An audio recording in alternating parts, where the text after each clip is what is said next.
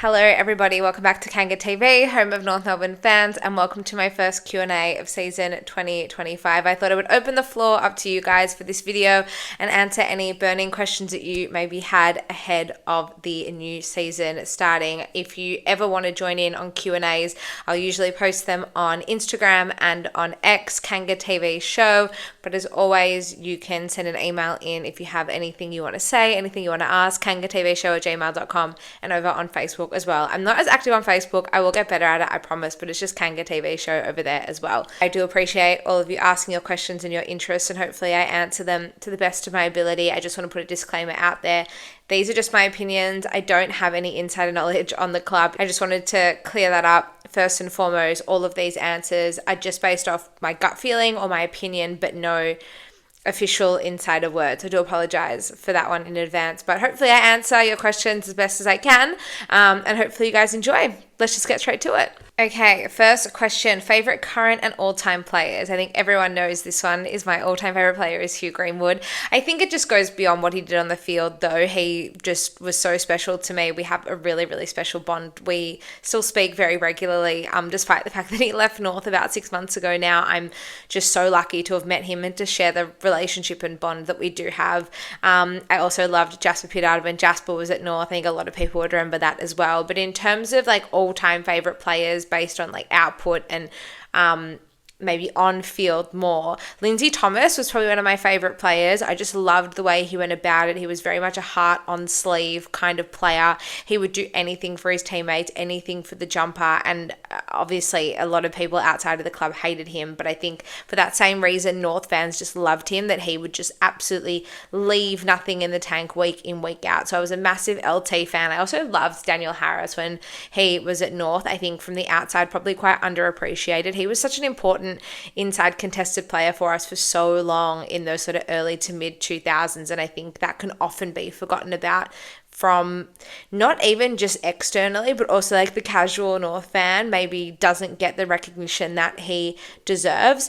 In terms of modern day, like current players, I love Aiden Core. I love the way he goes about it as well. I think my favorite players though have really changed nowadays because I do have a really good relationship with a lot of players at the club, and I'm in such a fortunate position that, you know, sometimes my favorite players, it just goes beyond what they show on the field week in, week out, but it's about the, you know, bonds that we have formed off the field as well. I also love the look of Riley Hardiman. I have spoken about Riley a few times leading into season 2025. I'm so hot on him and what he could do, and I really think that he could be a great asset for us down the track. So he's definitely another one. I've taken a liking to Jack Darling as well, as a lot of you have really picked up. So there's a few different names in there, but it's not to say that I don't love the Petries and the Boomers and the Wells and the Archers of this world. I obviously loved Goldie, you know, growing up and watching North, but a lot of people who do know me know that I always love the underdog, and I maybe love to shine a light on some of the players that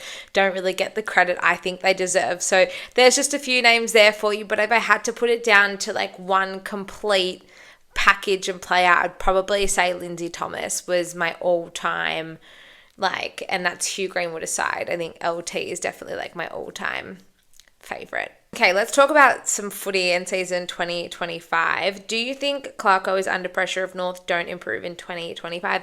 Yeah, I do, to be honest. I do think that there needs to start being a little bit of pressure placed on him should we not be able to show improvement. And I did touch on this in my first video of the year, that I just feel like if there's no tangible improvement, there's going to be a lot of implications for the club. I think that the fans will probably start to get really, really restless. And I think that the reaction to the loss against Melbourne on Saturday in the preseason is probably a reflection of that. It's so hard to know what to take out of a preseason game, especially a preseason game against a side that we play in a month's time, because we obviously play the D's in round 2. So I think part of our strategy going into that game would have been don't give away too much, because we don't want them to walk all over us in a few weeks' time. But the response with a lot of fans really disappointed and really angry with the output and what they saw at Arden Street on Saturday is probably a reflection of how restless fans are getting in terms of wanting the club to improve. We all so desperately want the club to improve. And I will go week in, week out, regardless of how the team plays and where we're at. Now, that doesn't mean I don't want us to improve, but I am that dedicated and that passionate about it that I will always show up. But I know that there are a lot of fans whose patience is probably wearing a little bit thin. And I think part of that does fall on the coach, and the responsibility does have to fall on the senior coach, because so often they're the spokesperson and they're the leader of this side.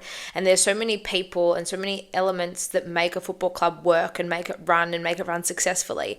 But often, and particularly at North, I think Clarko kind of came in as our like saving grace almost. I feel like he was sort of, when we signed Clarko at the end of 22, there was this, in my mind anyway, it was a real like change of the guard. It's like, okay, we've been through all of this hard time and all of this hardship pretty much since Brad Scott left in the middle of 2019, and now it kind of feels like the tide is turning. Even before Brad Scott left, I would say ever since the end of 2016 when the 4 veterans left, I feel like that was sort of the beginning of the end for North. And I feel like pretty much since then, with the exception of 2018 and 19, where we did have some reasonable success on field, it's been a bit of a train wreck for the most part. So I think, to answer the question, yeah, I do think there's pressure on Clarko if we can't see some tangible improvement. And yes, patience is the key. It's a big year for North, and I think the response to how we performed at Arden Street against the D's is probably an indicator that fans are restless and fans are ready. And if we don't start seeing improvement, then it's going to have a lot of repercussions on us on field and probably off field as well at the end of the year. So I think it's a massive year. I don't remember the last time the club had so much pressure on them to perform both internally and externally. And I really hope it doesn't come to a point where we can't actually deliver on that. But I guess time will tell. Next question, how many wins should we be expecting? What's a pass mark? So I've tipped North to win 8 games for the year, but I think we need to win at least 6. We have to at least double the wins that we had in the last couple of seasons. I don't think anything under 6 would be acceptable. I don't think anything under 8 or 9 should be acceptable really, but let's say like the very, very bare minimum. I think we all feel that the club should be leaps and bounds ahead of where we were. And if you look at last season, we look at those 3 losses that we had, 3 close losses against the D's, against Collingwood, and that second game against West Coast. I think we should have won all 3 of them. And I think we all collectively feel like had we had one player different or a couple of moments different there, then we would have walked away winning those games. So if you look at that and then take that into season 2025, I think at least 6 wins, but I have tipped us for 8 wins, and I would definitely expect us to fall somewhere around that mark for it to even be considered a good season, let alone a successful season or a tick off. How many goals for Darling this year? Well, you guys know I do love Jack Darling, and I would love nothing more than to see him kick 40, 50 goals this season and prove the entire competition wrong. But I've always seen Darling's recruitment and Darling's role as his success will be judged about how successful the players are around him. We have seen what he's been able to do, and he was one of our best against the D's on Saturday, which is just so funny. He kicked a goal, but he was presenting at everything. He was bringing the ball to ground. He was a great option for us up forward. He was pinch hitting in the ruck. I really liked his game, but the week before that, Larky and Zerha kicked 8 goals between them. Darling chipped in with the 1. I know it was just an intra-club game, but that's a look into what he can do and what he can bring. So I think that if Darling can chip in with 20 to 25 goals for the year, so say on average like a goal a game, to then add to the bags kicked by the players around him, then I think that is where we should judge him, and that's what we should look at if he's been successful or not, if he's been a successful recruitment or not. I think the likes of a Larky, a Zerha, a Curtis, even a Dersma, I know he's injured, but when he does come back from injury, what he's able to do, I think all of these guys and the success of the guys around him will be a reflection on how successful Darling's recruitment has been. So I wouldn't really focus on his goals specifically, but rather those around him. However, if I had to put a number on Darling, I think that he'll probably kick somewhere between 20 and 25 goals for the year. And if he kicked more, I think that'd be epic. But I think that's kind of what we should be aiming for him to just have an impact on the other forwards around him and make them better, kind of like what happened with Oscar Allen and Jake Waterman at West Coast last season. It was on the back of Darling's work that allowed them to really take the forefront and really lead West Coast's goal kicking. So I suspect that's the sort of role Darling will have. Best thing to do after a home game win, I actually don't really go out and party. Usually I'll just spend time with family and friends. It also depends on like the time and the day of the game. A few times I have just gone out and met friends in the city because it's been a Saturday night and I've just gone out and had dinner or drinks or whatever with them, but definitely not one for any wild partying. Maybe on the odd exception if the game does fall on my 30th birthday like it did last year. But yeah, it's usually just spending time with family and friends and filming besties content as well.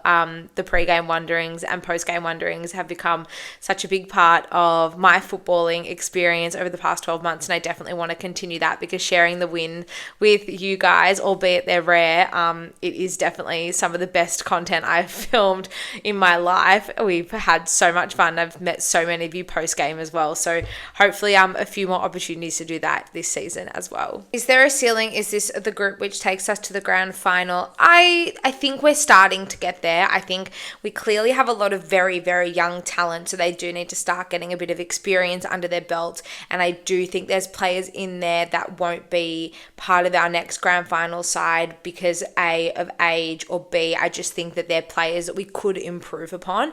However, you do need a good balance of stars and role players, and I mean there's a lot of premiership sides over the years. No premiership side is perfect, and I'm sure there's plenty of people who you could reflect upon now and think, how did you ever win a premiership medal in your time, or what did you even do as part of that grand final side? So I do think that we are starting to build blocks, and we clearly have so much top end talent, but it's about bringing it all together and making it work. So I do think there's definitely signs here that say to me we're starting to form the side that will take us to a grand final, but I don't think we're there just yet. Okay, let's move on to X and some questions over there. Of the new recruits, who do you believe will have the biggest impact on the season?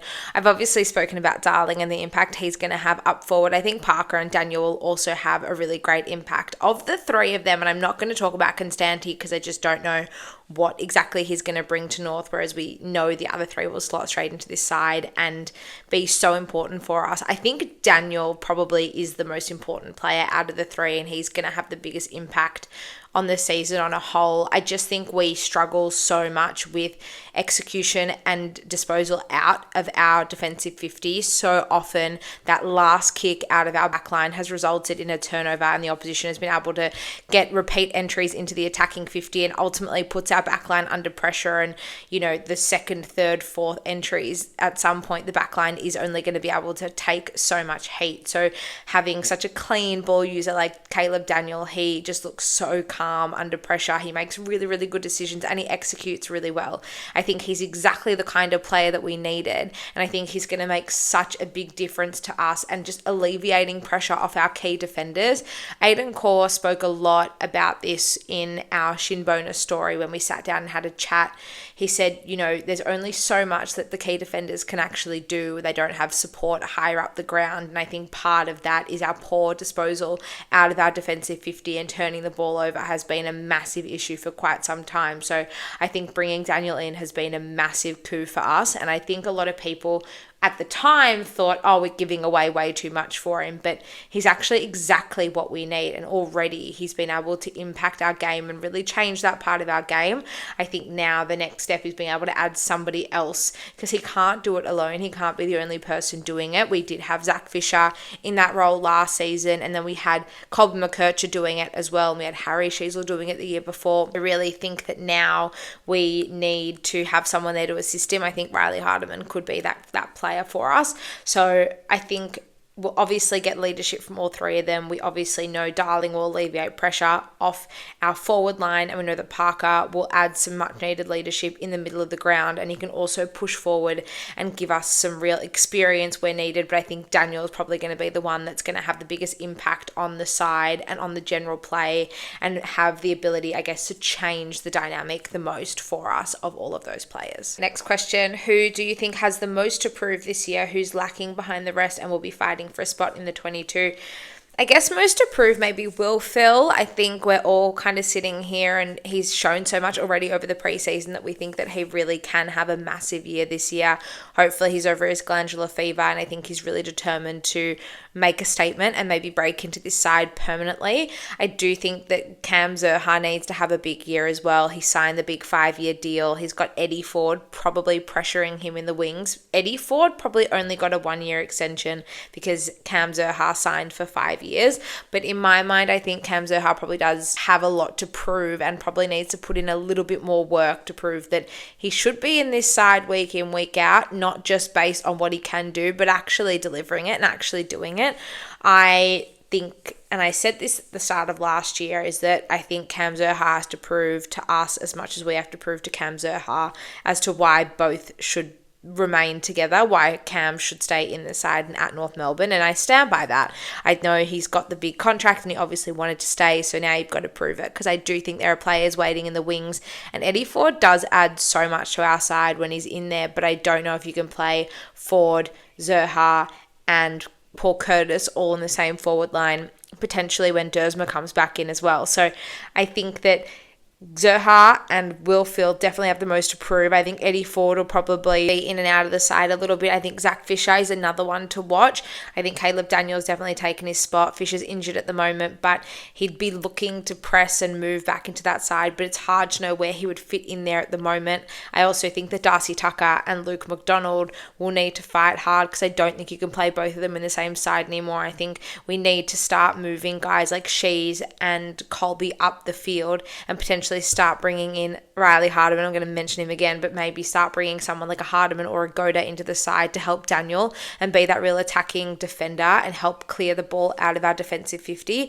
And I just don't think that you can play both Tucker and Luke McDonald in the same side anymore. Unfortunately, they both have the same deficiencies in their game. Their disposal is not 100% up to scratch, not where we need it to be, and it could be seen as more of a liability. Yes, they both do offer positives, and I know a lot of fans don't see that, but they definitely do offer something, and especially Darcy Tucker, I think he's a really good lockdown run with player, but Luke McDonald, I know there'll be a lot of people asking questions about him and his position in the side long term. So there's a few names thrown around in there, and I think there's quite a few players that will be under pressure, both inside the best 22, but also outside. Like someone like Zach Fisher, I think, starts outside the 22 and now is under a lot of pressure to try and break into it. I think Will Phillips is probably the same. And then on the flip side, you've got guys like Zurhaar and Tucker and McDonald who are probably under pressure to perform or are maybe at risk of losing their spot. Super interesting question, because I did just mention Zach Fisher. Looks like most of the trades from the last few years, example Fisher, Tucker and Stevens, are now struggling or at least not guaranteed to get games this year. With hindsight, was it the right decision to get them to the club on a multi-year deal? I think with North, it's really hard to put ourselves in the frame for big fish or to lure players over from other clubs without adding extra money or years on contracts. I think those two things we kind of need to offer overs, or what other clubs might perceive as overs, because we don't have the lucrative games at the MCG, big crowds, big fan base, finals in the frame, and you kind of have to do what you can to improve. I don't hate it because of that, and I think the club kind of has no choice but to do it, but some of the players I would question what we did offer, if that makes sense. So someone like Tucker, I'll use as an example. I think Tucker's been very serviceable for us. Do I think he set the world on fire? No. Do I think he's filled a short-term need? Yes. He came across with Griffin Logue from Fremantle, and a lot of Fremantle supporters were disappointed to lose him. I think they saw a lot of potential in him, and I think he's been serviceable for us. Do I think that should he now step aside and let someone else take his spot, is that a failure? Probably not, because I don't think he's been detrimental to our side. I know people would probably disagree with me, but I think he's been okay. The likes of Stevens and Fisher maybe is something different. Stevens, I understand the logic behind it. Coming from Sydney, he was a top 5 draft pick, I'm pretty sure, and he's a pure wingman, which we don't have a lot of in the side. Bailey Scott is really the only pure winger that we do have. Someone like Eddie Ford's played on the wing before. Fino Sullivan might be tried side there during the year, and I think he'd be great at it. Colin McCurt is another one. But in terms of purely playing on the wing, then I can understand the idea behind bringing him across. I can also understand the idea of bringing Zach Fisher across, albeit the execution may not be there. I'd also think it's important to have depth, and I was sort of caught myself off guard with this and pulled myself up on this after we recruited someone like Caleb Daniel. I thought the same thing. I thought, Fisher, does that mean that he's a bust? I think it's actually so important to have depth, and we maybe haven't had depth like this for so long. Now, Zach Fisher isn't an A-grade player, or at least not yet, an A-grade player, but he is a really solid backup should somebody like Caleb Daniel go down. I don't think that's such a bad thing, because you just don't know what you're up against. I mean, there are so many scenarios, so many things could happen. Touch wood, I don't want any of those things to happen, but I think it's really important to have depth in the side. So I can understand the positioning, and I guess where that could be flipped is if these guys have only been brought in for depth. That's probably an issue in itself, but I just think you have to assess each one individually, and I think that unfortunately North is in a position where they have to offer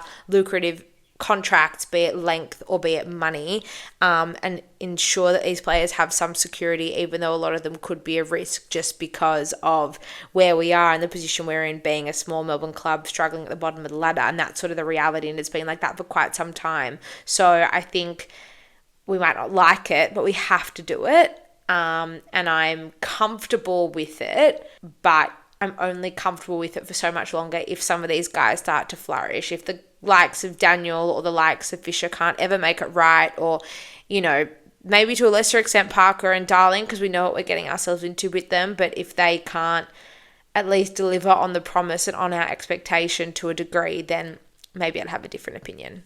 Okay, I'm not going to lie, my delusion loves this one. As a supporter of another club, I can't help but think that the Roos have a real opportunity to be this year's Hawthorn. Do you think that I'm completely bat's not crazy?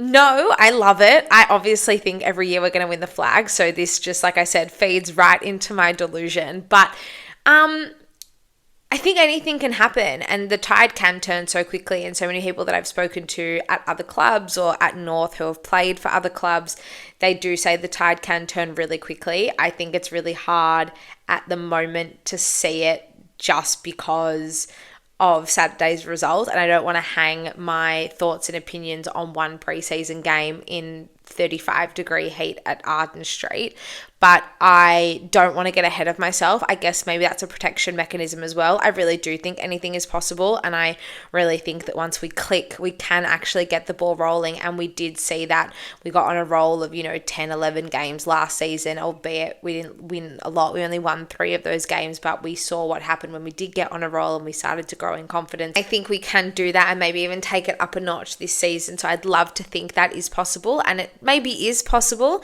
I guess we'll just have to wait and see. Anything can happen though, and the competition maybe is now as even as it's ever been, and while a lot of people outside of the club may not think we can do it, I'm a believer, so watch this space. Thought Teeks Bryn Teakle was good last year. Talks we are going instead with a makeshift second ruck. Mistake. I don't know how I feel about this, because initially, and when I put together my best 23 for the year, I had Teakle in that side as our second ruckman and as a forward, kind of that third tall forward alongside Larkey and Darling. How I've seen us look with Darling coming in, chopping out Sherry when he needs a break, and then it gives us an option to have a bit more of a mobile dynamic forward line. I really, really like that as well. I think that, and it's hard because I think Bryn Teakle does kind of have the opportunity to take this with both hands and say, okay, I've got a preseason under my belt now at North. I know he's been in the AFL system previously, but I've had a preseason under North, under my belt, and he can really come out and make this season his own. But potentially we're at a point with Sherry where he is capable of rucking out the game mostly on his own, having someone like a Darling chop him out. I would avoid Larkey chopping him out at all costs if possible, and Charlie Comben as well. I think it has to be Darling, despite the fact that he was so dangerous on the weekend, and just kind of give ourselves more options and give ourselves more flexibility within a game and within the side.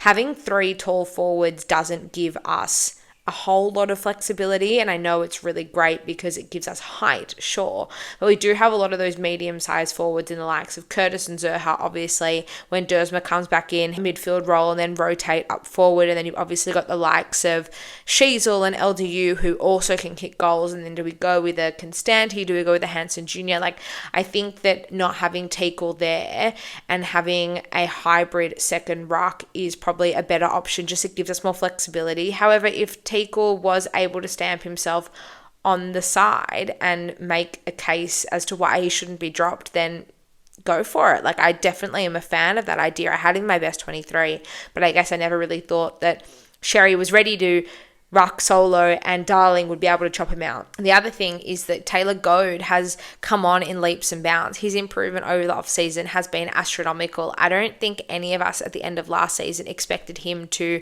almost be the second best ruckman in our side. As it stands, I think he's almost beaten Teakle out for that position at the moment. So I think there's a lot to like about our ruck prospects and our tall man prospects in that department, but then on the flip side, someone's going to miss out. And again, it's pressure for spots, and it makes everyone better because they know they have to perform, otherwise they might have to step aside for somebody else. So I do agree. I thought he was really serviceable for us last year, and I actually thought that he had an opportunity to take this to the next level now, but potentially where we're going is that we're opting for a hybrid second ruck and just opening up our options forward of the ball instead. There's a few questions here about doomsday scenarios and what would happen if X, Y, or Z player got injured. So I'll just pop them over here and kind of answer it as a collective. And it comes back to what I was saying before.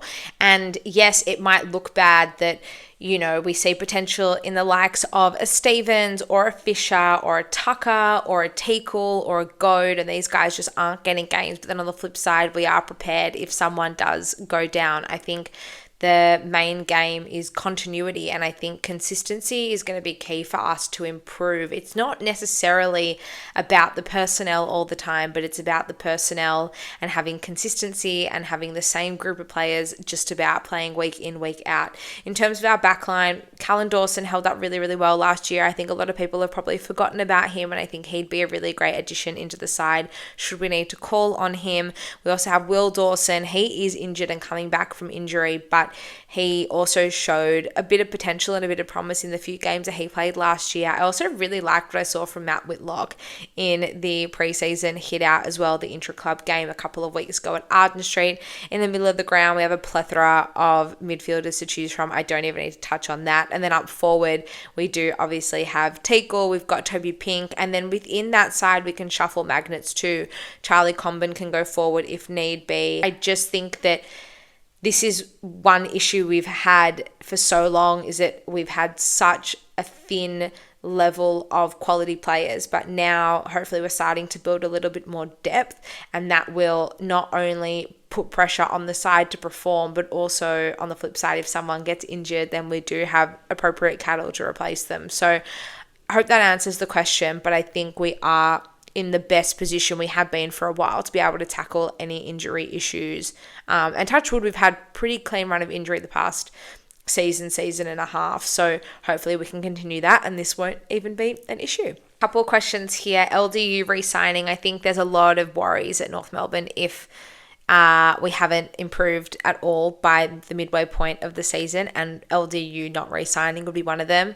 He is one of many who are waiting to see North improve, and I don't blame him. I think he wants to stay at the club long term, and I think most of us can really see the improvement, but he clearly just wants a little bit more. So I think by midway through the year, if he hasn't re-signed and hasn't recommitted, then that would say to me that he doesn't think the club has improved or shown any signs of an upward trajectory, and I would be concerned about a lot of things, and LDU not re-signing by the midway point of the season would be one of those things.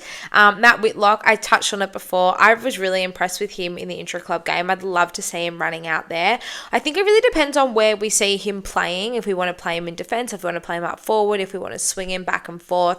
I think he could play a handful of games this year. I don't know how many games he will play. I think he is more of a longer-term project and a longer-term prospect, and I did say earlier, and I stand stand by this, that I think continuity in the best 23 or the side that we field every week needs to be as strong as possible to allow for cohesion, allow for improvement, and allow the game plan to really gel. So I would be happy to see him play a few games, get a taste of AFL, but if not, and if he isn't getting a game because the side is performing really, really well, then I'm also okay with that. Last question, talking about our forward line, who's going to shine outside of Larky, and any surprise packs for the year. I think Paul Curtis will be our second highest goal kicker for the year.